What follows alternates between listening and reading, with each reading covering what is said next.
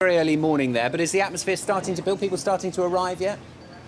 That's right, yes, Stuart. People starting to arrive here. I can tell you, when I got here a few hours ago, I practically had the whole show to myself, but that's going to change. Over 350,000 visitors expected over the course of this week, and they'll be visiting stands from more than 2,000 exhibitors. Now, of course, the two biggest and the two likely to cause the most interest will be Boeing and Airbus, as always. Airbus had a successful maiden flight of its A350 jet on Friday, and they're hoping that they're going to be able to put a dent in the wide-body twin-engine market that Boeing has dominated for so long. More in this report from Catherine Viette.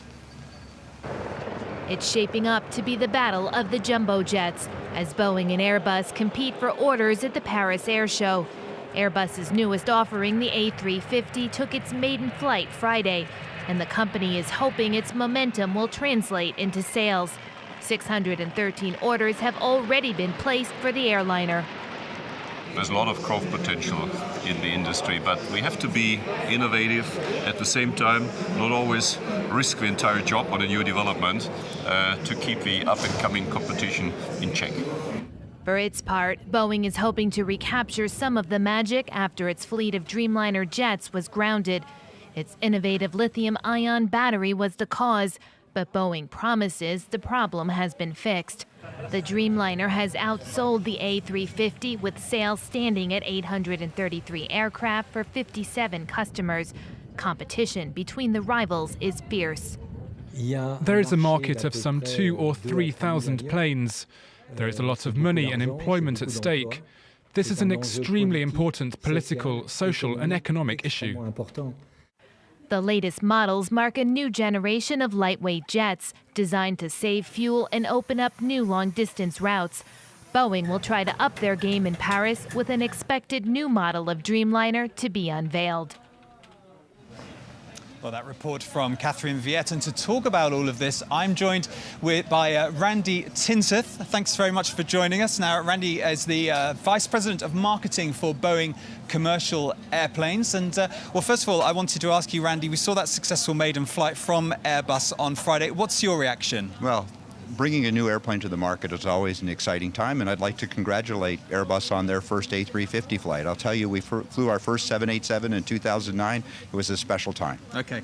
And of course, we're expecting, while they come into the show full of optimism, I suppose, around that, I'm sure Boeing has got some interesting things lined up as well. We've heard there are going to be announcements about your 787, your 777 as well. Can you tell us a bit more? Well, it's very early, but there's no question we'll have a few announcements this week. When we come to an air show like this, it's about our customers, it's about our suppliers, it's about having the opportunity to demonstrate the capabilities of our aircraft, and we'll be able to fly a 787 later today and throughout the week. Now, you've got this dominance of this wide-body twin-engine market. How are you going to keep that position, though? Well, when Airbus came to the market with the A350, they were really challenging our 787 and 777, and frankly, we've done pretty well since they've launched that aircraft, and as we expand our 787 offering, as we look at the new 777X, we think we'll be in a good position as we look towards the future. Now, with the 787, you've got those planes back up in the air again after that battery problem you had earlier in the year. You've got that solved. But how much of a setback was that for Boeing? Well, there's no question that it was a challenge. The airplane now has been recertified. The airplane's flying again. And since that time, we've actually delivered 10 787s. So we have 60 787 in the hands of our customers. And for the year, we expect to deliver 60 or more 787s.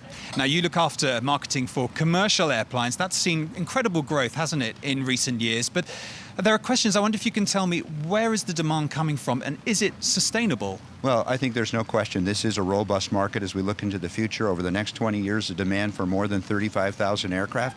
And as we look at all indicators in the market today, we see that supply and demand are in balance, and as we look to go up in rates, we see great potential and opportunity there, and we expect the market to continue to be in balance. And what are your hopes for this week here at Le Bourget? Well, you know, 2 years ago, I think this show was about the Neo. Last year, the show was about the Max, and I think this year is going to be about wide bodies. Okay, well, Randy Tinseth, Vice President Marketing for Commercial Planes at Boeing, thanks very much for joining us, and back to you in the studio, Stuart. Matthew, thank you very much. Enjoy the rest of your day there at Le Bourget. Back here in the studio, of course, Matthew will be tomorrow. Quick look at the markets then for you. Asia has made a bit of a mixed start to the week as markets look ahead nervously to Tuesday's Federal Reserve policy meeting. In Tokyo, the Nikkei rallied up over 2% with investors buying up battered exporter stocks. The Hang Seng also up over a percentage point. Meanwhile, Seoul's Kospi and the Shanghai Composite both pretty flat. Of course, markets in Europe opening up here in around about 40 minutes' time. Now, coming up very shortly, we're talking about the evolution of the Superman logo. Web News, though, begins with a story today from Zimbabwe.